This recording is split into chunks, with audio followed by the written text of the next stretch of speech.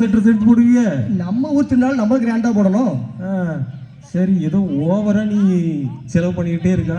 இப்போ துணி வாங்கணுமா இல்லையா? சரி சரி, ஓவர் இருப்போம். சரி, என்னதை இப்போ ஆர்டர் போடுறா? இந்த துணி நல்லா இருக்கு பாருங்க, 15,000 தான். என்னது 15,000? கம்மியா 15,000.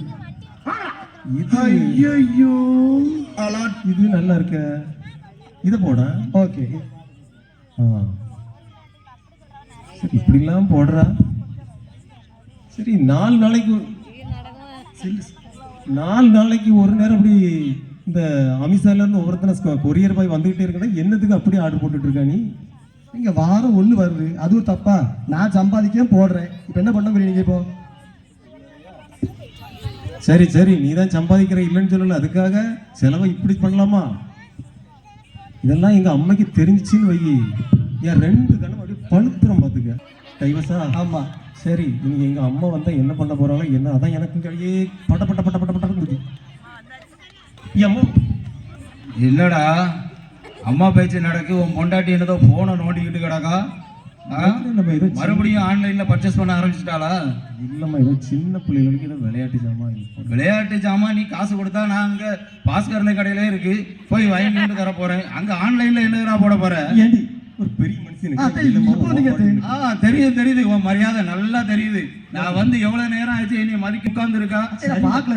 சரிம்மா, ஏன் இப்ப கோவப்படுறா? சின்ன பிள்ளைகளுக்கு ஏதோ போட்டுடுறா, வீட்டு வரட்டு பார்த்துட்டு போட்டு. சின்ன பிள்ளைகளுக்கு போடுறதுக்கு நீ எத்தனை நேரம் எங்கெல்லாமோ கூட்டிட்டு போற? பிரச்சனை இல்லை, இப்ப என்ன பண்ணலாங்கிற? ஆமா, போன மாசம் எனக்கு என் ரூம் ரொம்ப குளிரா இருக்கணும், குழுன்னு இருக்கணும், ஏசி போடுன்னு சொன்னேன். நீ ஒரு ஏசி ஆர்டர் போட்டிருந்தா அன்னைக்கே நம்ம வீட்டு வாசலுக்கு வந்திருக்கோம். இன்னும் வந்த பாடு இல்லை. ஆனா டெய்லி ஒருத்தன் பார்சல் கொண்டு வந்துகிட்டே இருக்கான், வாரான் போறான். என்னதோ ஏடிபியா, என்னதோ ஏடிபி சொல்லுங்கன்னு கேட்டு வாங்கிட்டு போறான். அது ஏடிபி இல்லாத ஓடிபி. ஆனா போடி, அந்த ஓடிபி அதான். அந்த இதுக்கு தான் ஒருத்தன் தெருவானா ரோடா இருக்கான்வன். ஏசி இன்னும் வந்த மாதிரி இல்லையா? இது உலக நடிப்புடா சாமி. நாளை சென்னையில போது அப்படி சென்னையில வாழ்ந்த பிள்ளை அதை போட்டு அதுக்கு நம்ம ஊர் பழக்க வழக்கம் தெரியாது பாத்தியாம்மா. கொஞ்சம் அட்ஜஸ்ட் பண்ண நீ தான். அதான் உண்ட படிச்சு சொன்னேன், சென்னையில உள்ளவள கெட்டாதன்னு சொன்னேன்.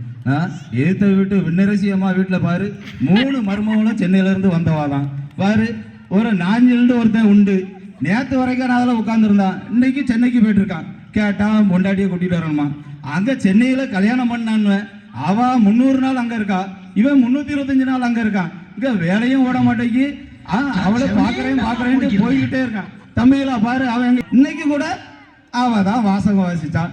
சபையில என்ன அழகா பர்ஃபார்மன்ஸ் பண்ணான். நேத்து ஆடின ஆட்டத்துல என்ன பேரு, இந்த உளுந்த பள்ளத்தை அந்த பையன் 11 வண்டி மண்ணடிச்சு முக்கி இருக்கான். அந்த அளவுக்கு அந்த மர்மம் அப்படி இருக்கா. ஆனா உன் பொண்டாட்டி என்னைக்காவது கோயிலுக்கு போயிருக்காளா? நான் இது என் கண்ணால ஒரு நாளும் பார்த்தது கிடையாது. சரிம்மா விடு, ஏதோ சென்னையில பிறந்து யாரு வம்பு தும்புக்காச்சும் சென்னைன்னு சொல்றா. காலையில எழும்பி வீடு பெருக்க சொன்னா அவ சென்னையில வளர்ந்தவா வீடு பெருக்க மாட்டான். அப்புறம் பாத்திரம் கழுவ சொன்னா அவ சென்னையில பிறந்தா பாத்திரம் வளர்க்க மாட்டான். அவ சோறு பொங்க போனா சென்னையில பிறந்தவன்னு சொல்றா.